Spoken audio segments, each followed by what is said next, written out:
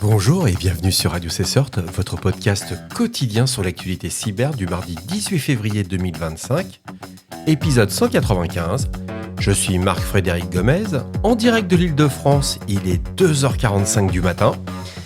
J'interviendrai cet après-midi à l'Odyssée Conf 2025 à Paris, un événement organisé par Security Scorecard, où je tenterai de faire une analyse percutante des cybermenaces majeures de 2024, ainsi que des nouvelles tendances émergentes. Je serai bienveillant ou pas? J'espère que vous allez bien. Au programme aujourd'hui, les groupes de ransomware accélèrent leurs opérations.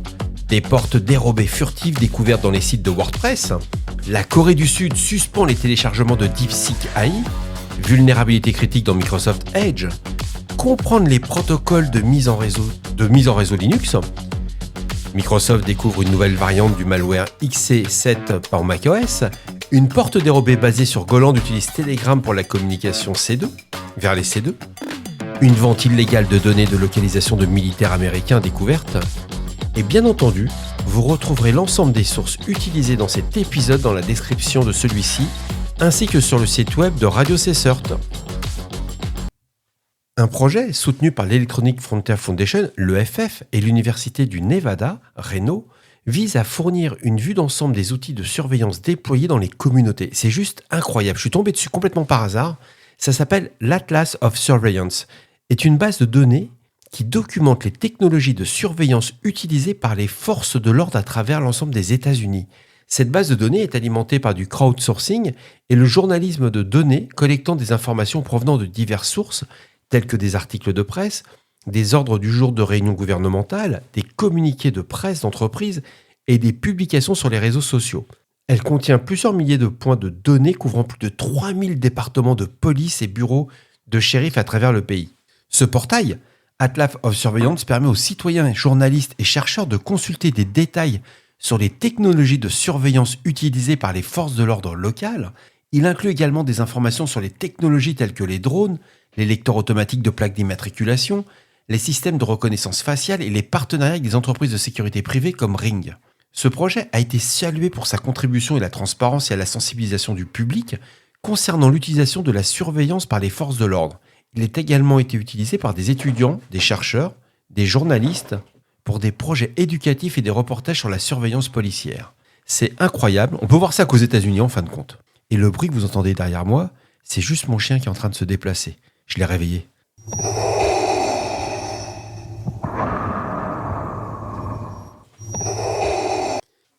Une société de courtage de données basée en Floride a vendu des données de localisation de militaires et agents de renseignement américains stationnés à l'étranger.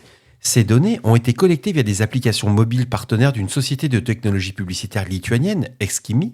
Ces applications exploitaient des accords de partage de revenus. Ils ont transmis des données à une société américaine qui les a ensuite revendues.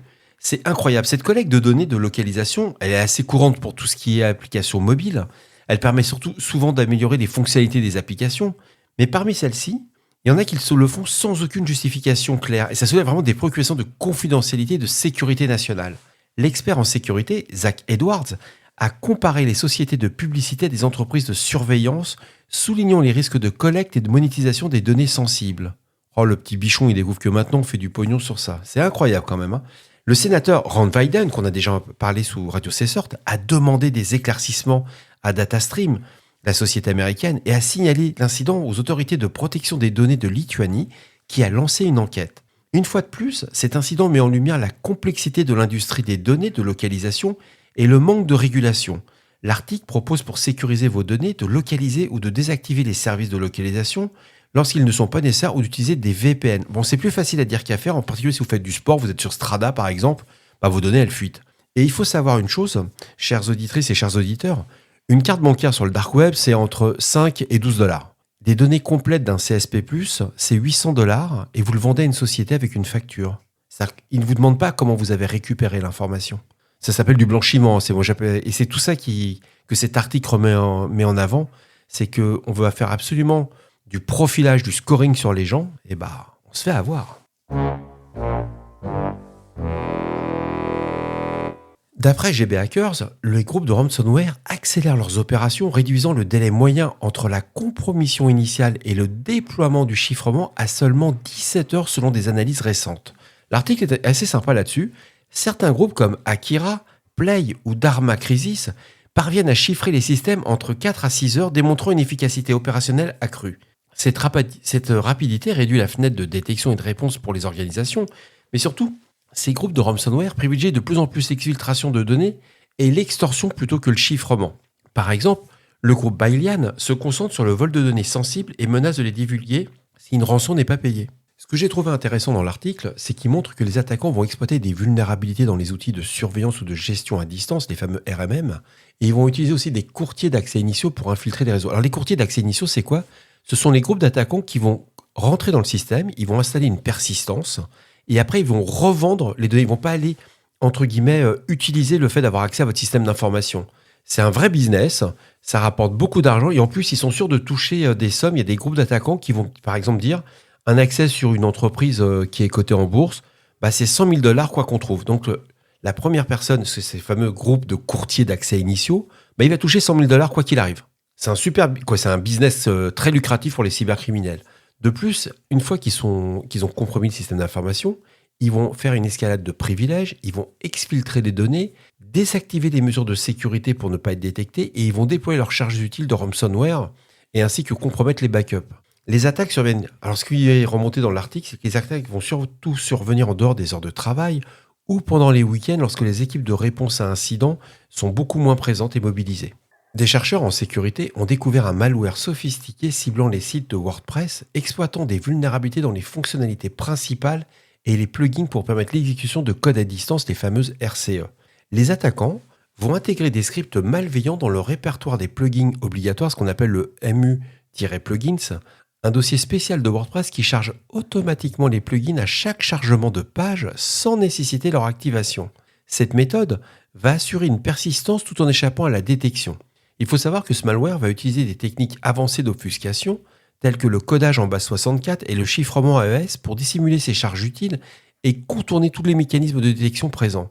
Une fois exécuté, il communique avec des serveurs externes pour récupérer des scripts malveillants supplémentaires ou exfiltrer des données sensibles. Les attaquants exploitent également des fonctions comme eval pour exécuter dynamiquement du code PHP, compliquant ainsi les efforts de détection aussi.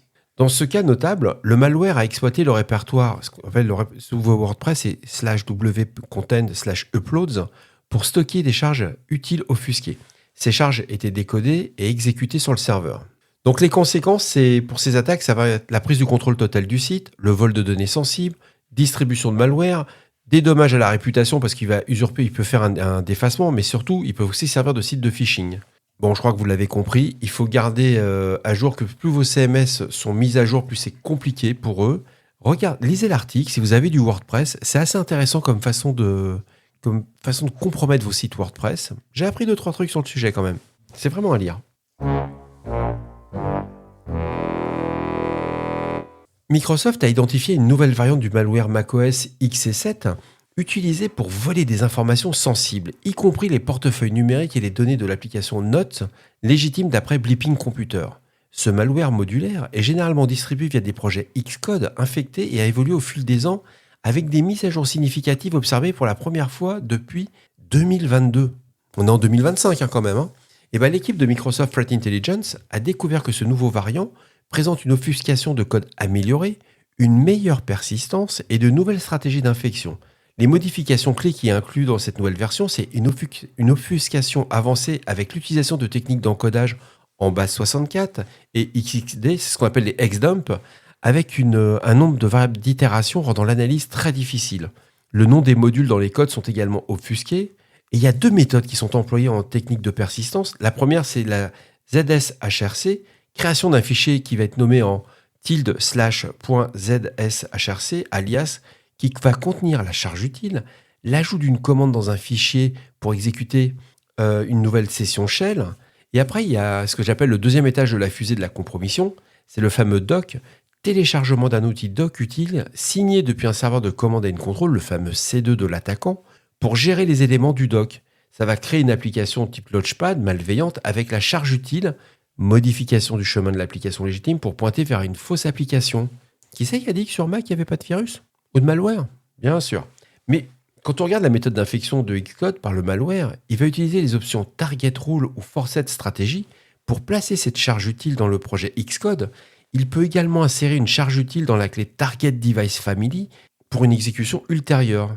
Donc XC7, alors comment que ça s'écrit? C'est XCSSET, cible les projets Xcode pour atteindre un plus grand nombre de victimes, car Xcode est l'environnement de développement intégré IDE d'Apple, qui est utilisé vraiment très très majoritairement.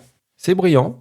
Quand on voit que le malware derrière va collecter toutes les données sensibles, telles que les identifiants de connexion, les informations des applications de chat, des navigateurs, les données des applications Notes. C'est-à-dire que si vous avez un signal ou un télégramme sur votre Mac, il va le lire.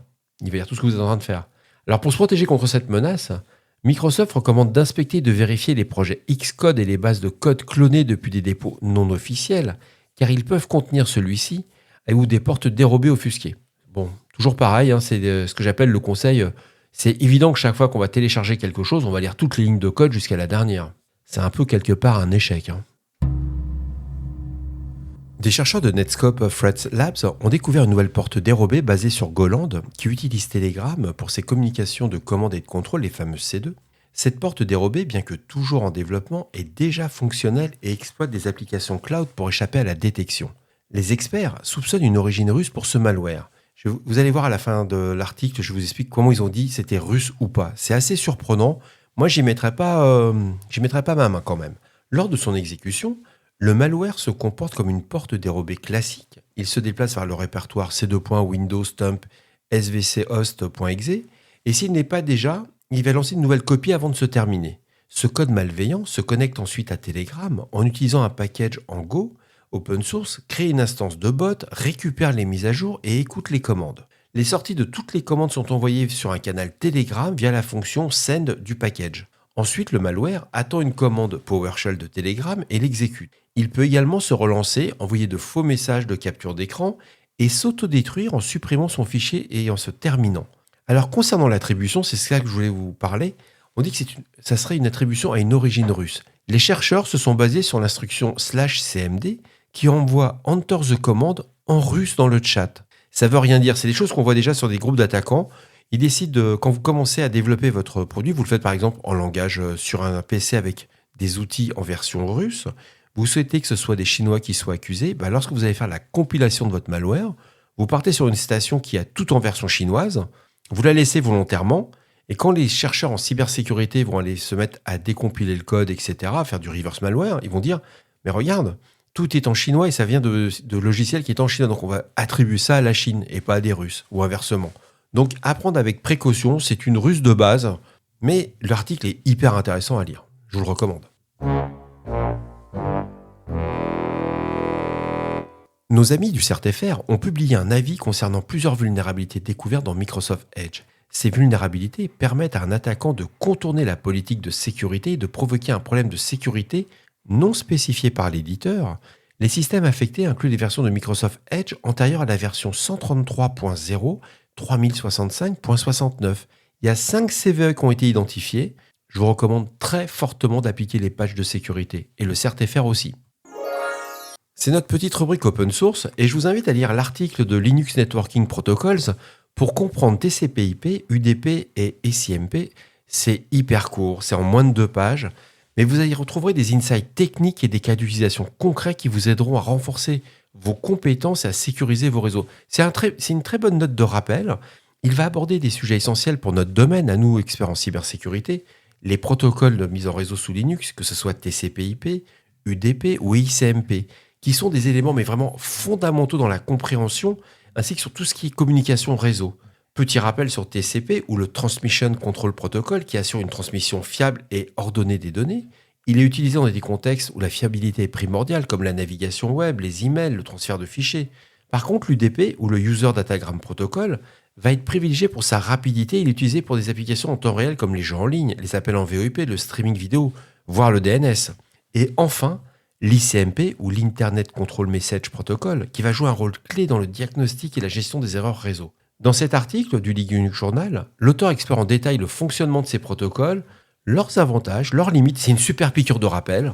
Et par exemple, l'auteur va examiner comment des attaques peuvent être exploitées dans les vulnérabilités TCP pour infiltrer des réseaux et comment des campagnes de phishing utilisent des failles UDP pour exfiltrer des données sensibles. En plus, le côté sympa, Il y a une présentation des commandes pratiques pour surveiller et analyser les trafics réseau sous Linux. Alors évidemment, pour des vieux barbus, Netstat, TCP Dumping ou Traceroute, c'est des choses qu'on utilise régulièrement.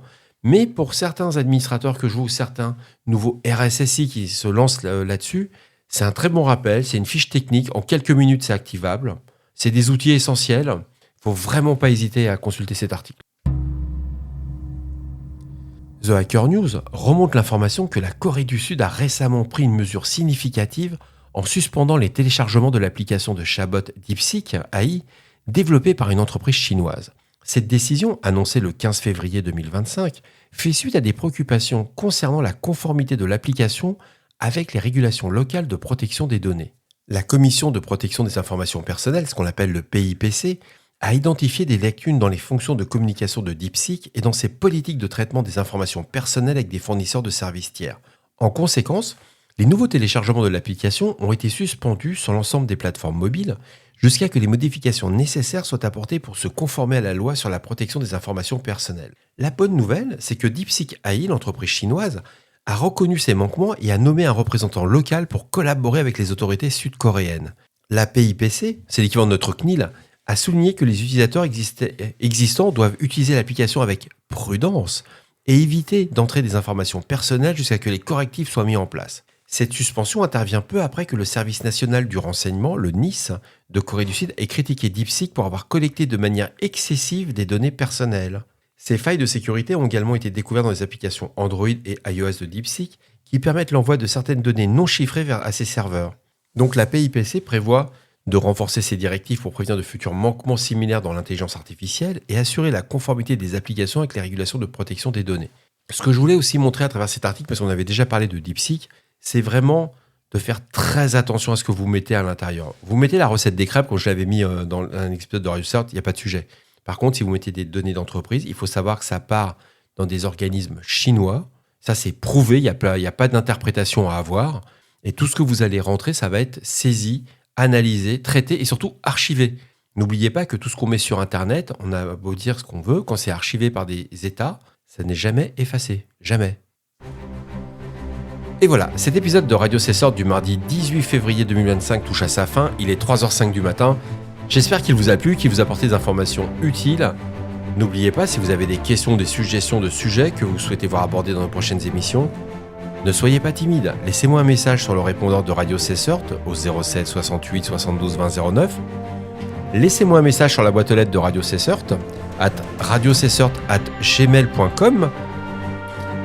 Moi, il faut que j'aille faire mes slides, parce que j'ai pas fait les slides pour cet après-midi, donc ça craint un peu. Je suis là pour vous, prenez soin de vous. À demain pour un nouvel épisode. Je vous raconterai comment ça s'est passé. En plus, je serai avec Marc-Antoine Ledieu, mon avocat favori. On va vraiment s'éclater, quoi. C'est un avocat qui utilise des bandes dessinées, c'est top ce qu'il fait. En plus, il a un level, le garçon, il est doué, quoi. On va parler législation. Mais on parlera pas de Dora. Au revoir.